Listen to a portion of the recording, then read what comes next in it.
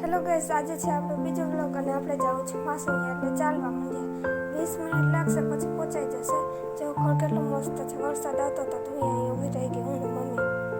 પછી આગળ જવા જ માંડી. હું અમારી સ્કૂલ આવે જ છે. જો પહેલાં હું અહીંયા આવતી, સ્કૂલે ભણવા આવતી. હો જો બાલ મંદિર પણ છે. માસીનું ઘર આવી જ ગયું.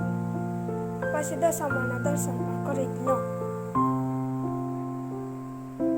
શણગાર સારો કર્યો માસીએ.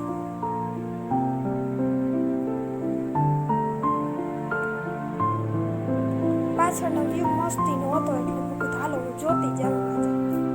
પાણી મસ્ત બધું છે. પછી લીંબુ શરબત પીને